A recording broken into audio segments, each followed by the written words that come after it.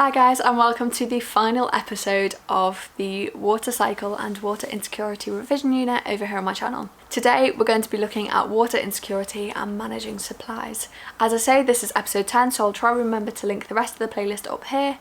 If you haven't seen any of the other revision series that I've done over here on my channel for A-level geography, there are playlists and playlists of them on my playlist section, so go ahead, look, binge them to your heart's content, share with whoever you think might find it useful.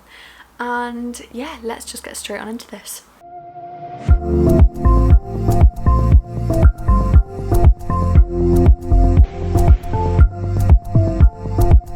Managing water supplies, hard engineering. Managing water supplies using hard engineering, a technological fix, has long been common. The use of dams to provide controllable supplies of water for domestic, industrial and agricultural uses, as well as to regulate river flows and prevent flooding, has been adopted throughout the world for many years. Other schemes, including water transfer projects and desalination plants, are also used to manage water supplies. Such schemes have had pros and cons. The Three Gorges Dam. It was designed to control flooding on the Yangtze, to improve water supply and by regulating river flow, generating HEP to make the river navigable. It was controversial and very expensive, but enables a surplus of water to be built up and diverted into northern China via the South-North Water Transfer Project, and the electricity generated is vital for China's growth. However, 632 kilometres squared of land has been flooded to form the reservoir. 1.3 million people have been relocated from 1,500 villages and towns. The reservoir's water quality is low, because waste from industry, sewage and farms enters from upstream, and decomposing vegetation in the reservoir produces methane, which is released when water passes through the HEP turbines. The South-North Water Transfer Project. The Beijing region has 35% of China's population and 40% of its arable land, but only takes 7% of its water. 3 routes will take the water from the Yangtze to northern China: a western route to the Yellow River, an eastern route to a series of lakes, and a central route.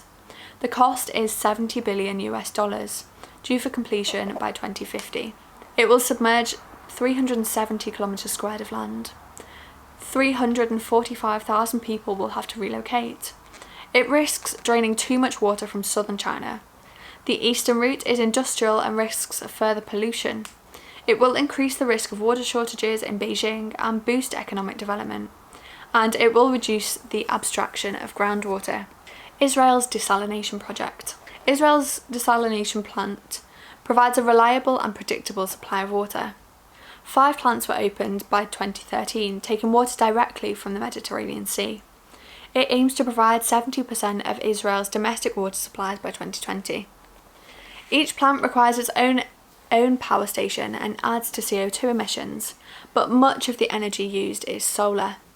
It provides vast amounts of salt and brine containing anti-scaling agents that harm ecosystems, and it produces up to 600 tonnes of portable water per hour. Managing water supplies sustainably.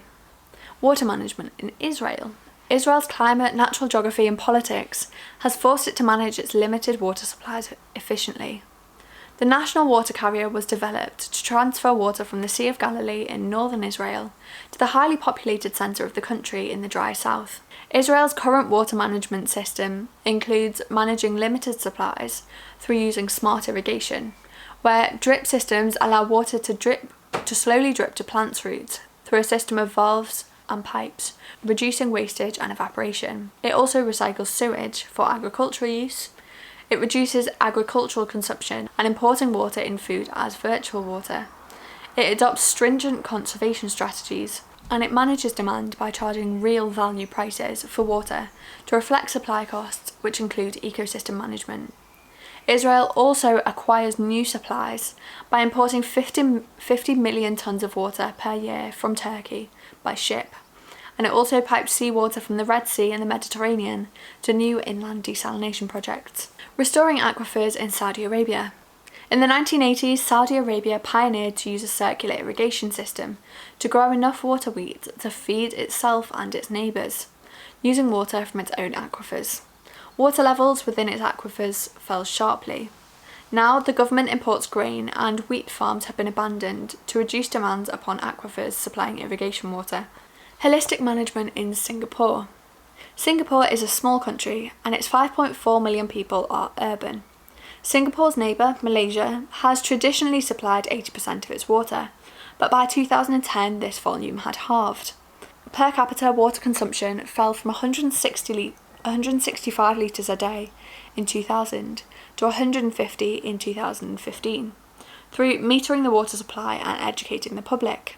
Leakages have been cut to 5%. Water prices are scaled. The prices rise even if the water goes above a certain level.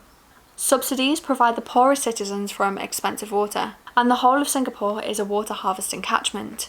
Diversified supplies include local catchment water, recycled water, and desalinated water. Sharing the Colorado River. For most of the 20th century, Californians depended on the water from the Colorado River. Throughout the century, numerous treaties and agreements were needed to allocate fair shares of the Colorado's water to the surrounding 7 US states and Mexico.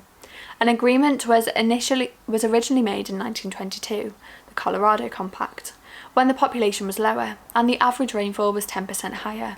It is now out of date, so pressures on the Colorado River are building. Mexico takes 10% of the total flow. The states in the lower basin take 50% and the upper basin falls short by 10%. California takes 20% more than its allocation, which has been agreed separately in 1963. Native Americans are owed 50%, but they could claim more because their reservation extends along the river and 2 of its tributaries. New agreements. A combination of climate change, population growth and economic development and lifestyle changes has made the old Colorado Agreement obsolete. So in 2007, a new agreement was reached. Instead of sharing the Colorado's water, the 7 US states divide up the shortages. The amount of water available determines the supplies to each state. As a result, California has reduced the amount it extracts to 20%. In 2012, an agreement called Minute 139 was signed between the USA and Mexico. It gives Mexico the right to store some of its Colorado River water in Lake Mead. In return, water providers in the Colorado River basin will be able to purchase water conserved through improving Mexico's canals and storage infrastructure. Understanding attitudes and actions towards water supply. Water is seen as an entitlement in the USA, part of high living standards.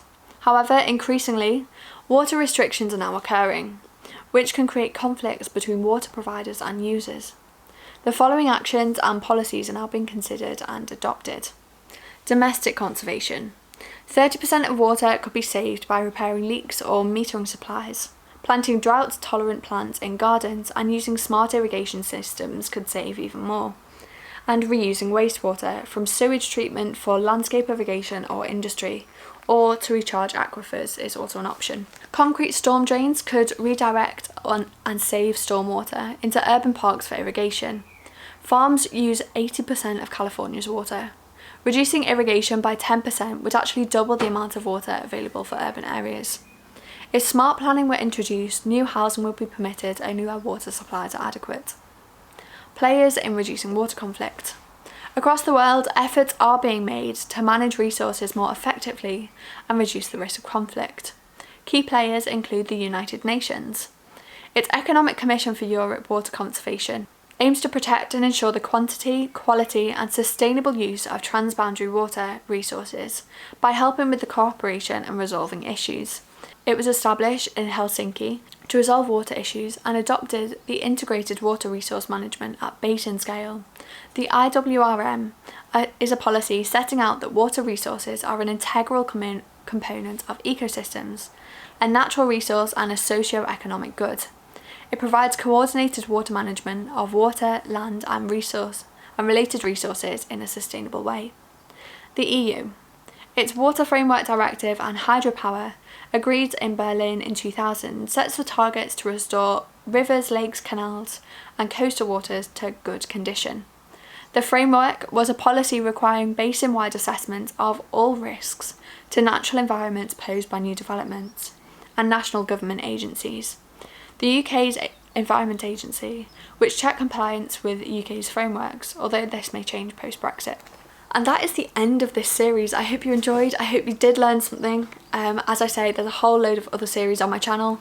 Next series, I don't know what's going up yet because I bulk film these.